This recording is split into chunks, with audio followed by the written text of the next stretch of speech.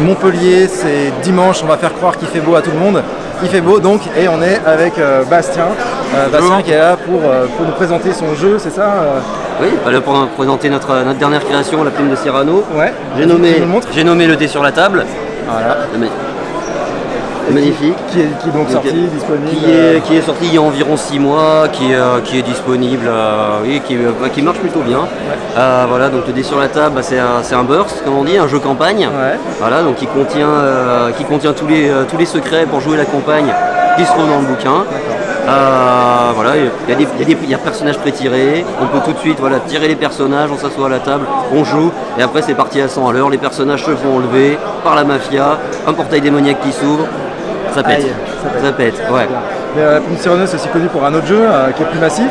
Qui est un peu plus massif, ouais. C'est ça, qui pèse un peu plus lourd. Ouais. Qui pèse un peu plus lourd. Vous nous montrer aussi les gens sont entendu parler. 17 au fil de l'âme. Voilà, qui est un jeu historique mais avec du fantastique quand même parce que c'est cool. Tout à fait, comme on a pu le dire effectivement. C'est un jeu donc historique qui se déroule au XVIIe siècle avec une petite composante surnaturelle puisqu'on y incarne des possédés. Sachant, on n'a pas fait ce choix au hasard, hein, on est d'accord, c'est le XVIIe siècle, c'est le siècle où on a tué le plus de possédés. Donc il faut faire attention, là, puisque si on explique à ses voisins qu'on est possédé, ça va aller vite, on va finir sur le bûcher. Hein. Et il y a du suivi qui est prévu du coup pour la gamme, vous en êtes où? Alors ce qui est déjà sorti, donc c'est la Fronde. Ouais.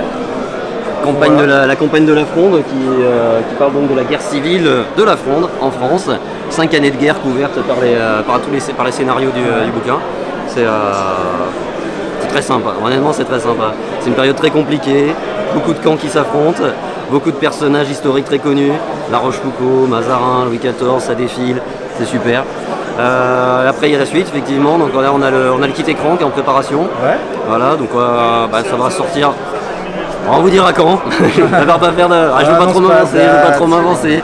Maintenant on a l'illustration, il va y avoir des scénarios qu'on va mettre avec 4 scénarios en tout, des aides de jeu, ça va être sympa.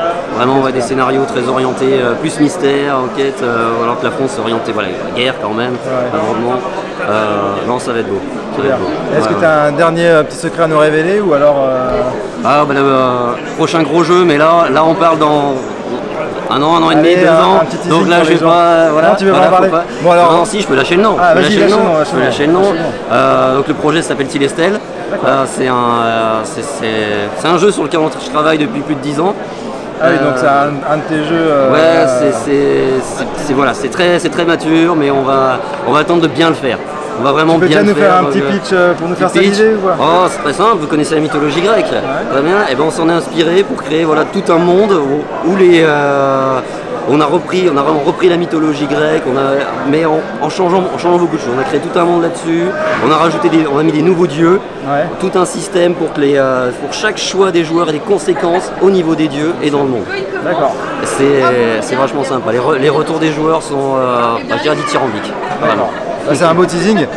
On espère qu'il passe un bon festival. Merci, toi aussi. Et puis on te dit à bientôt. À très bientôt sur un autre festival.